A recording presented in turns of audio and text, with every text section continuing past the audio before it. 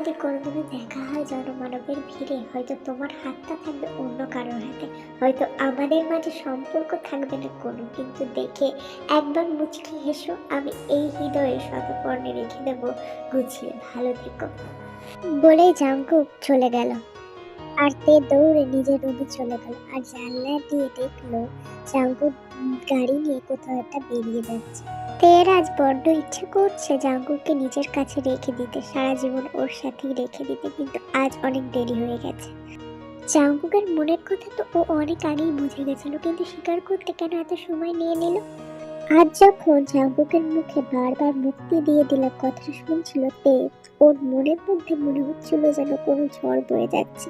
এতদিন ধরে তো এটাই চেয়েছিল এখান থেকে চলে যেতে, কিন্তু আজ যখন সত্যি সত্যি সেই অনুমতি পেল, তখন তের মনে হচ্ছে তে এখান থেকে গেলে ভালো থাকবে না, জাঙ্কুককে ছেড়ে তে ভালো থাকবে না। আজ তে বুঝে গেল ভালোবাসা হয়তো এরকমই হয়, যখন সামনে থাকে তখন মূল্য বোঝা যায় না, আর যখন মূল্য বোঝে তখন সেই ভালোবাসা থাকে না। কিন্তু কেন কেন কেন আমি কেন এরকম করলাম? কেন আমি আগে বুঝিনি সবকিছু? কেন আমি এতটা অবুঝের মতন কাজ করলাম?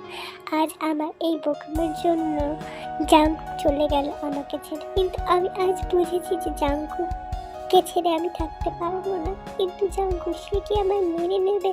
তাহলে কি জাঙ্কুককে আমি আর পাবো না? এখানেই কি ইতি? কথাটা ভাবতে তের বুকটা ধক করে উঠল। তের একটা খুব অদ্ভুত অভ্যাস আছে, সেটা হলো তে যখন খুব কষ্ট পায় কিন্তু সেটা কাউকে বলতে পারে না, তখন তের গান করে নিজের অনুভূতিগুলো প্রকাশ করে। তেমনি এই মুহূর্তেও তের মনের মধ্যে প্রচন্ড কষ্ট হচ্ছে, কিন্তু তাও কাউকে সেটা সে বোঝাতে পারছে না। তে ব্যালকনিতে গিয়ে আকাশের দিকে তাকাতেই দেখলো চারপাশটা কেমন গুমোট হয়ে রয়েছে, যেন আজ আকাশেরও মন খারাপ, ঠান্ডা বাতাস বইছে। তে একা একাই গেয়ে উঠলো ওর খুব প্রিয় একটা গান, যেটা হয়তো ওর মনের পরিস্থিতিকে ব্যক্ত করতে পারে।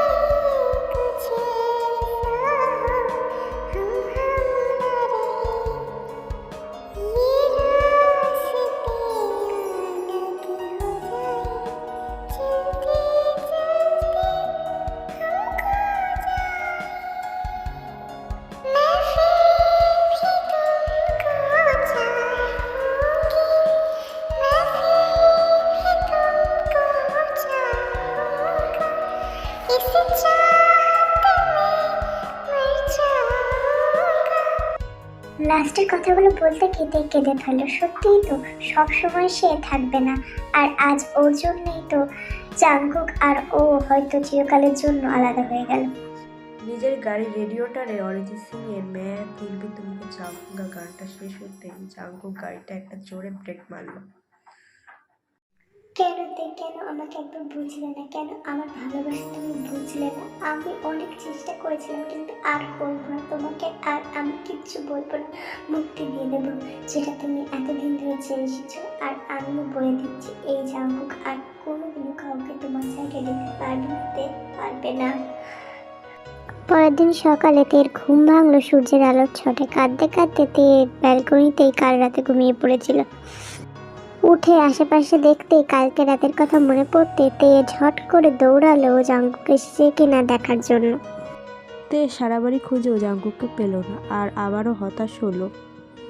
জাঙ্কুক এখনো আসেনি, কিন্তু এতক্ষণ কোথায় আছে?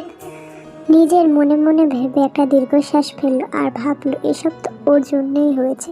একজন মহিলা যে তেকে মাঝে মাঝে খাবার দিতে আসতো, তাকে দেখে তে বলল, আন্টি আপনি জাঙ্কুককে দেখেছেন কোথাও? কেন আপনি জানেন না? কি? জাঙ্কুক স্যার তো আজকে ভোরবেলায় এসেছেন, এখন বোধহয় ছাদে আছেন। জাঙ্কুক এসে গেছে? হ্যাঁ, কেন? না কিছু না। তে ছাদে গিয়ে দেখলো জাঙ্কুক ছাদের রেলিং এর পাশে দাঁড়িয়ে আছে আর সিগারেট খাচ্ছে। এই প্রথমবার তে জাঙ্কুককে সিগারেট খেতে দেখলো।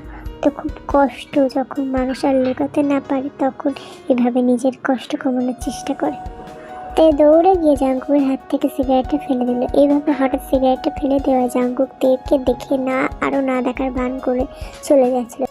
তখনই জাঙ্কুকের হাতটা তে ধরে বলল, প্লিজ জাঙ্কুক, আমার কথাটা শোনো।